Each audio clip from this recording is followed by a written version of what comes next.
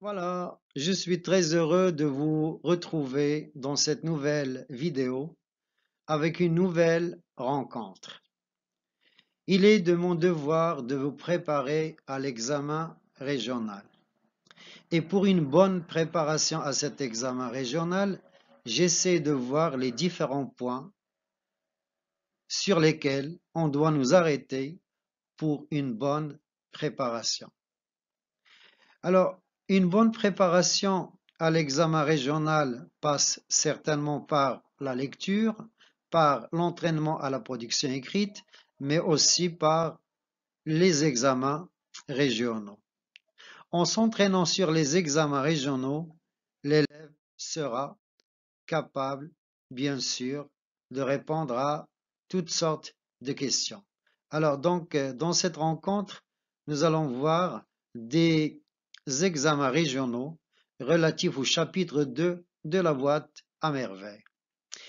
On va commencer par l'examen régional de Teza Hussima Teonet 2011, puis on va passer à l'examen régional de Tedla Azilal 2012 et on termine avec l'examen régional de Bnim al-Khnefa 2021. On commence. Donc l'examen régional de Teza Hussima Teonet 2011, voilà le texte. Ma mère se leva pour se préparer.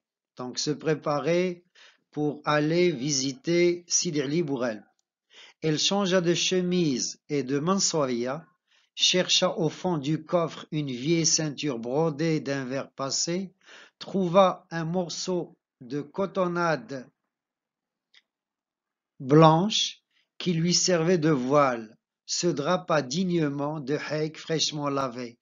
C'était en vérité un grand jour. J'eus droit à ma djellaba blanche et je dus quitter celle de tous les jours, une djellaba grise d'un gris indéfinissable, constellée de taches d'encre et de grands de graisse. L'Aïcha éprouva toutes sortes de difficultés à s'arracher du matelas où elle gisait. J'ai gardé un vif souvenir de cette femme, plus large que haute, avec une tête qui reposait directement sur le tronc, des bras courts qui s'agitaient constamment.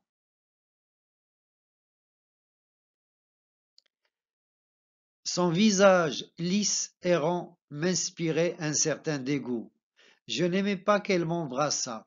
Enfin, tout le monde s'engagea dans l'escalier. Nous nous trouvâmes bientôt dans la rue. Les deux femmes, c'est-à-dire Lella Zoubida et Lella Isha, marchaient à tout petits pas, se penchant parfois l'une sur l'autre pour se communiquer leurs impressions dans un chuchotement. À la maison, elles faisaient trembler les murs en racontant les moindres futilités, tellement leurs cordes vocales étaient à toute épreuve. Elles devenaient dans la rue aphones et gentiment minaudières. Parfois je les devançais, mais elles me rattrapaient tous les 3 pas pour me prodiguer des conseils de prudence et des recommandations. Je ne devais pas me frotter au mur. Se frotter au mur, يتحك مع الحيط.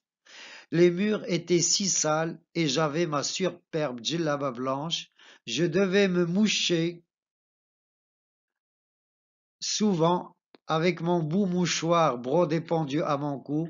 Je devais de même m'écarter des ânes. Alors s'écarter, il y a s'éloigner. Ne jamais être derrière car il pouvait ruer. Alors ruer, et jamais devant car il prenait un malin plaisir à mordre les petits enfants. Mordre, Alors les questions. Première question. Alors, bien sûr, c'est des questions de l'étude de texte. Ce texte est extrait de un roman à thèse, un roman autobiographique, une tragédie ou bien une nouvelle. Bravo, vous l'avez trouvé. Donc, effectivement, il s'agit donc recouper la bonne réponse, qui est l'auteur et qui en est le narrateur. Alors, la bonne réponse, vous l'avez deviné, effectivement, c'est un roman autobiographique. Qui en est l'auteur? Très très bien, vous avez raison, c'est Ahmed Sfraoui. Donc Ahmed Sfraoui est l'auteur. L'auteur est Ahmed Sfraoui. Bien sûr, le narrateur c'est Sidi Mohamed. Donc le narrateur s'appelle Sidi Mohamed. Deuxième question, d'après votre lecture de l'œuvre dans son texte intégral, recopiez les deux propositions qui sont vraies. Alors, Ma'alem Abdeslam est tisserand, Zineb est la sœur du narrateur, Lella Aïcha est une voyante, Lella Zoubida est l'épouse de Ma'alem Abdeslam. Bien sûr, je crois que vous l'avez trouvé vous-même parce que la question n'est pas difficile. Les deux phrases, c'est Ma'alem Abdeslam est tisserand. Alors, tisserand, khayat dit le jlal, de A à Z. من الصوف حتى الجلابة. Alors, Ma'alem Abdeslam, Lella Zoubida est l'épouse de Ma'alem Abdeslam, c'est vrai. Donc, la mère du narrateur s'appelle Lella Zoubida, elle est la femme de Ma'alem Abdeslam. Troisième question. C'était en vérité un grand jour.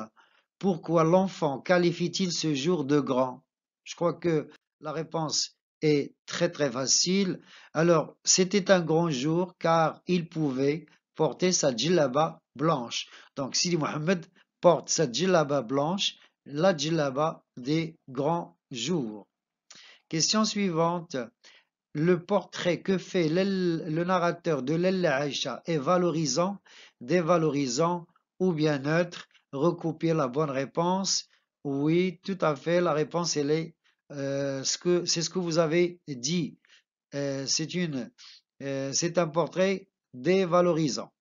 Relevez dans le texte deux indices pour justifier votre réponse. Donc, nous avons bien sûr une description caricaturale, plus large que Hot. Donc, Lella Aïcha est plus large que Hot, yani mkebtsa, avec une tête qui reposait directement sur le tronc, les bras courts qui s'agitaient constamment. Iddia, matisgauch, manlab.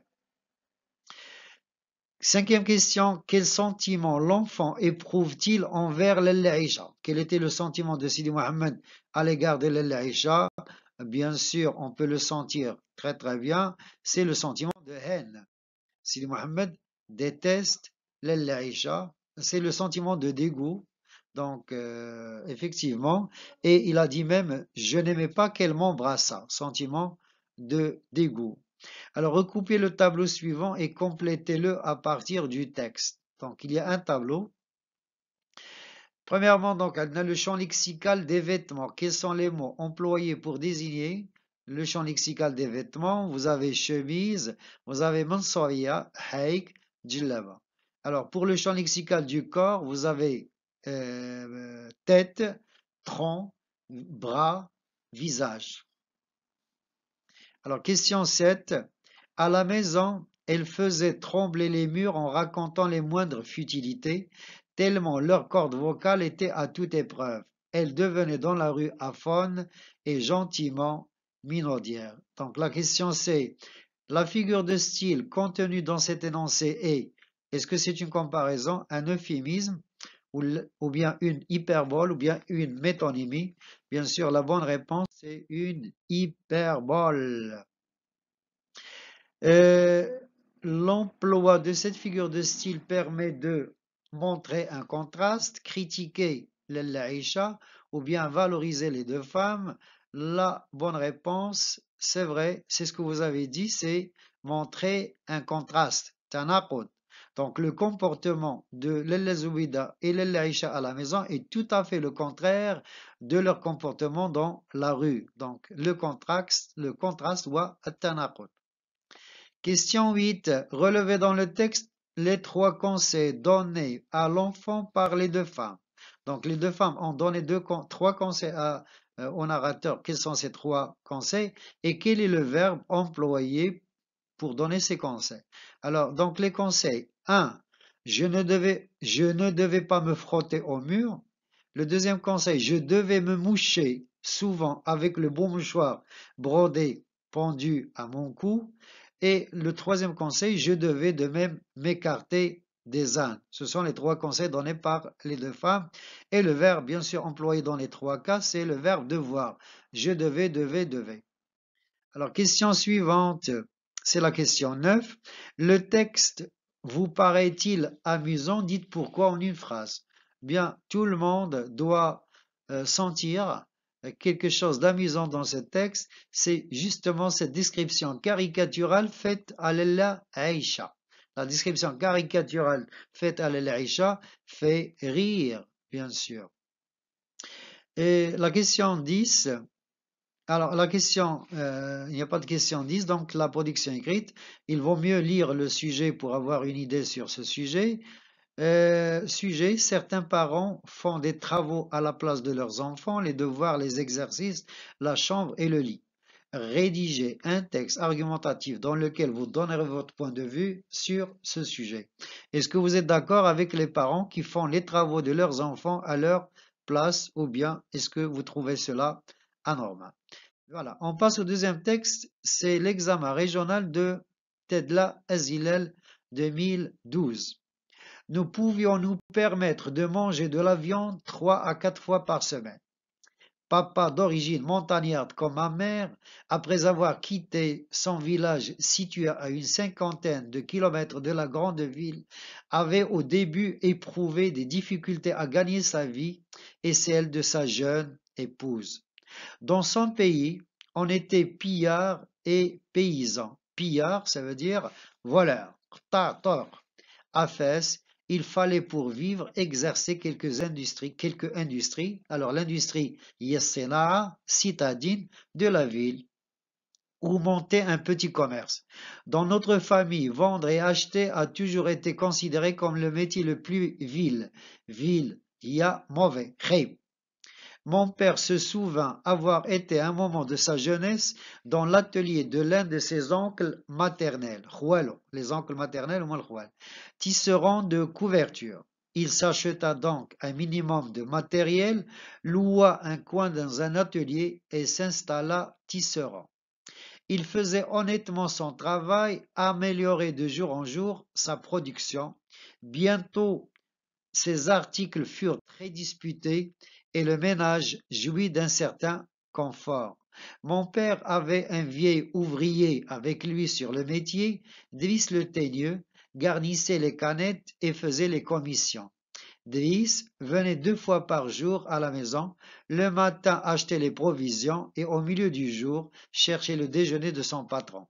Mon père mangeait à l'atelier, il venait seulement le soir après la dernière prière, le vendredi faisait exception. Ce jour-là, mon père était à son métier jusqu'à midi, il payait ses employés, allait à la mosquée pour la grande prière et nous déjeunions en famille.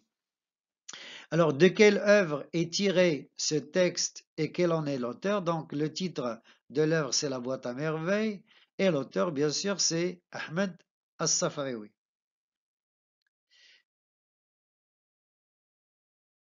Petit 2, à quel genre littéraire appartient ce passage? Justifiez votre réponse à partir du texte. Donc, il s'agit d'un extrait d'une œuvre autobiographique. La justification, nous avons nous, le pronom personnel nous, vous avez papa, notre et mon. Donc, ce qui montre qu'il s'agit d'une œuvre autobiographique, ce sont ces indices-là. Nous, donc il n'y a pas de je, il y a nous, papa, notre et mon. Question 3. Quelle est l'origine des parents du narrateur? C'est une origine montagnarde. Donc, le père et la mère de Sidi Mohammed sont d'origine montagnarde. B. Dans quelle ville se sont-ils installés par la suite? Bien sûr, dans la ville de Fès. Donc, ils se sont installés dans la ville de Fès ou bien à Fès. Quel métier exerce le père du narrateur? Il est tisserand. Donc, tisserand, ça veut dire il fabrique les djellabs. Alors, pourquoi n'a-t-il pas choisi le commerce? Pourquoi le père n'a pas choisi le commerce? Bien sûr, parce que dans la famille, on croit que le commerce est un vil métier. Pour la question 5, répondez par vrai ou faux en vous référant au texte. Alors, première phrase, le père a pris son métier tout seul? Non.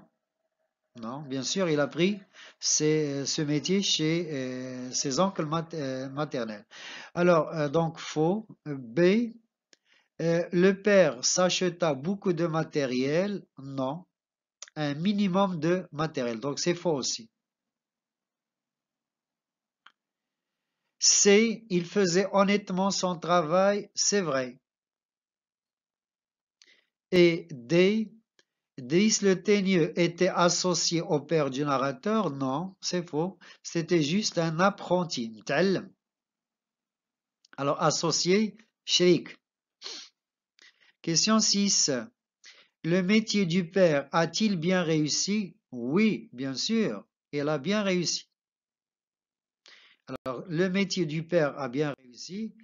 Si on nous demande la justification, relevez du texte une phrase ou une expression justifiant votre réponse. Vous avez bientôt, ces articles furent très disputés et le ménage jouit d'un certain confort. Alors, le ménage ici, c'est la famille. 7.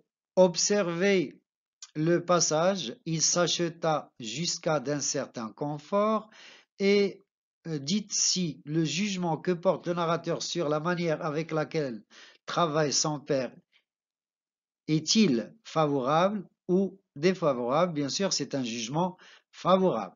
Le jugement du narrateur sur la manière de travailler de son père est favorable. La justification relevée dans le passage, un mot.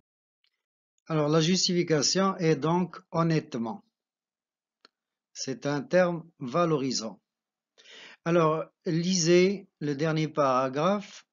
Relevez deux termes appartenant au champ lexical de la religion. Bien sûr, vous avez prière et vous avez mosquée. Ce champ lexical met en valeur le sens du devoir du père ou bien la négligence du père, bien sûr, puisque les termes sont valorisants, la prière et la mosquée, donc c'est la religion, et automatiquement, donc ça doit être le sens du devoir du père, c'est pas une négligence. Alors la négligence ou l'ihmal, le sens du devoir du père, al-ihsas bil mas'ouliya. Alors le narrateur raconte pourquoi le narrateur raconte? Est-ce que c'est pour porter un regard critique sur les métiers de l'artisanat ou bien valoriser les métiers artisanaux ou bien exprimer son admiration pour son père ou bien critiquer le comportement du père envers ses employés? Attention, recopiez deux bonnes réponses. Et là, je dois attirer votre attention sur le fait qu'il faut faire toujours attention à la question du début jusqu'à la fin. Regardez donc entre parenthèses, recopiez deux bonnes réponses.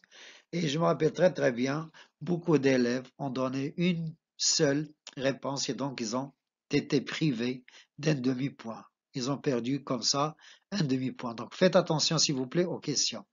Donc on doit donner deux bonnes réponses. La première c'est vous valorisez les métiers artisanaux. Deuxièmement, vous avez exprimé son admiration pour son père. Alors pour le sujet de la production écrite, juste pour avoir une idée, aujourd'hui les jeunes préfèrent exercer les métiers modernes, informaticiens, ingénieurs, et négligent les métiers de l'artisanat traditionnel, tisserand, babouchier. Quel type de métier aimeriez-vous exercer dans l'avenir? Donc là, on vous demande de faire un choix et de le défendre. On passe au dernier examen, c'est l'examen régional de Bnimlel, Khnefa 2021, c'est pour les littéraires. Alors le texte, à Fès, il fallait pour vivre exercer quelque industrie citadine ou monter un petit commerce. Dans notre famille, vendre et acheter a toujours été considéré comme le métier le plus vil. Mon père se souvint avoir été à un moment de sa jeunesse dans l'atelier de l'un de ses oncles maternels tisserand de couvertures. Il s'acheta donc un minimum de matériel, loua un coin dans un atelier et s'installa tisserand. Il faisait honnêtement son travail, améliorait de jour en jour sa production.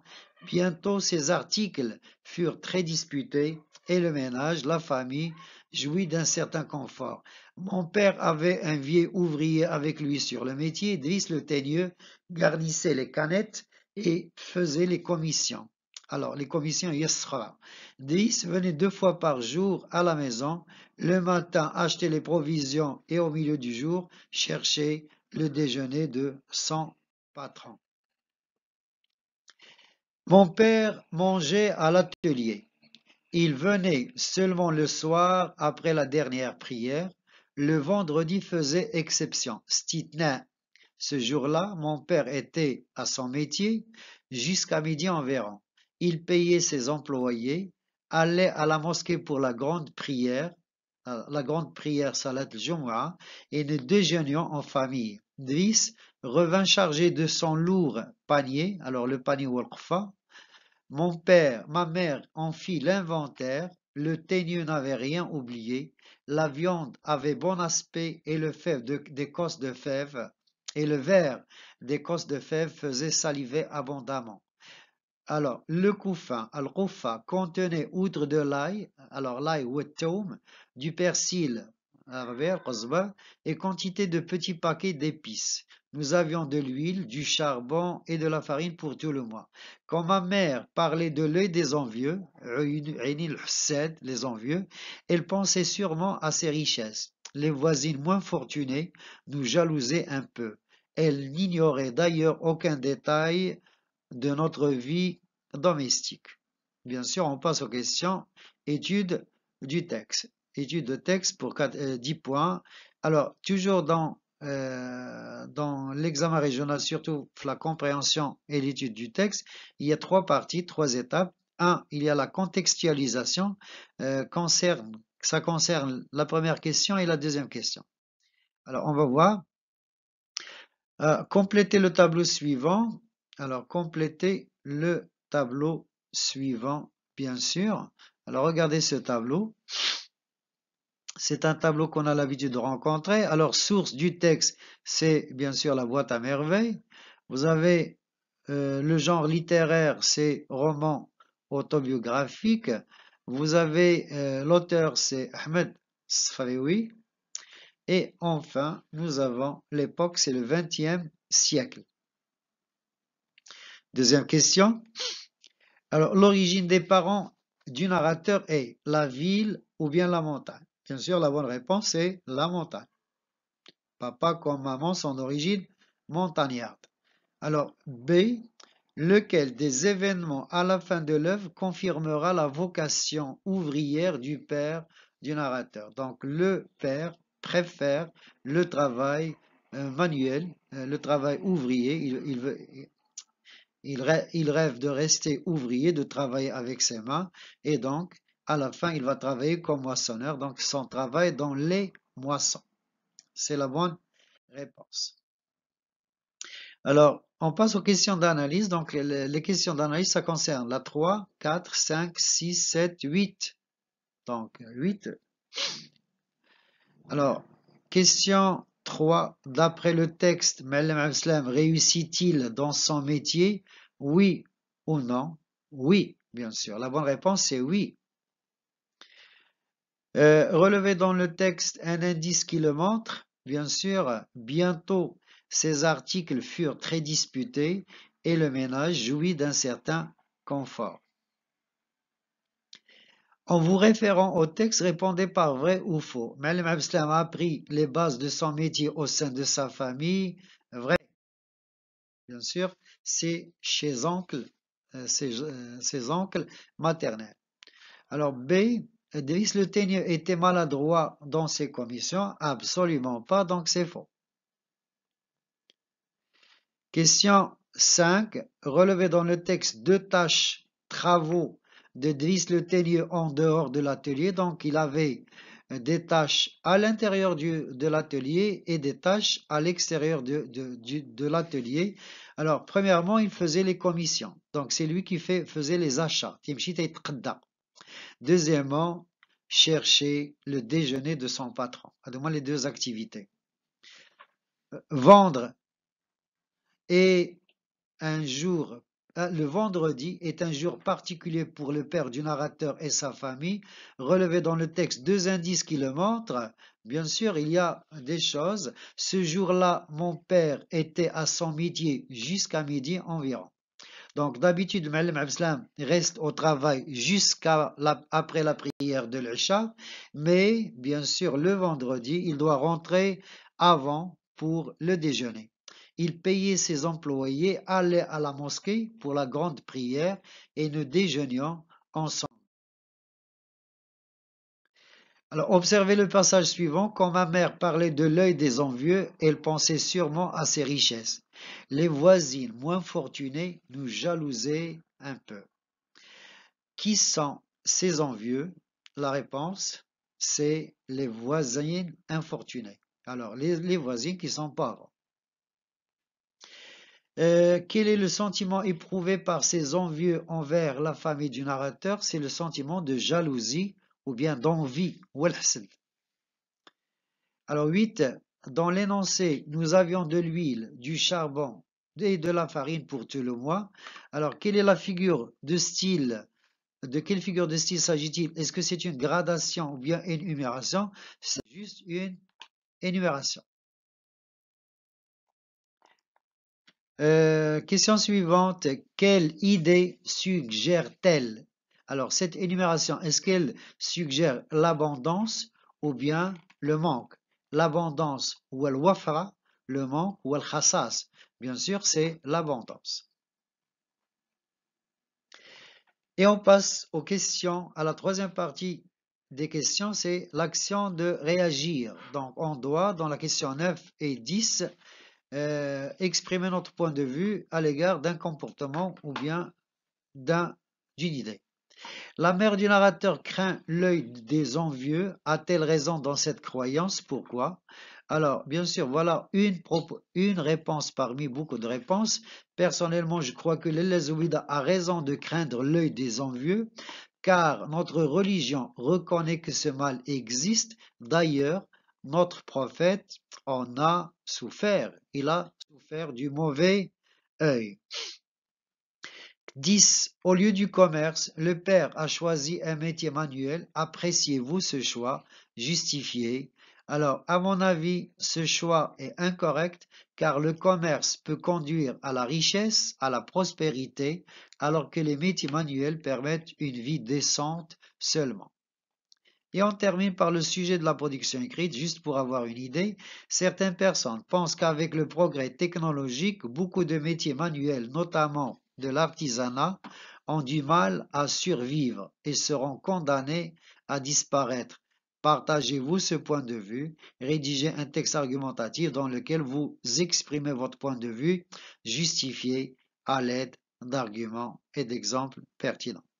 Voilà, donc c'était la dernière question. Merci de votre attention et j'ai une petite faveur à demander. Après chaque vidéo, essayez de laisser un commentaire. Bien sûr, pour vous, c'est un geste qui n'a pas d'importance, mais pour moi, c'est un geste qui va me donner la force et le courage de continuer à vous servir. N'oubliez pas de partager avec les personnes qui vous sont chères. Au revoir.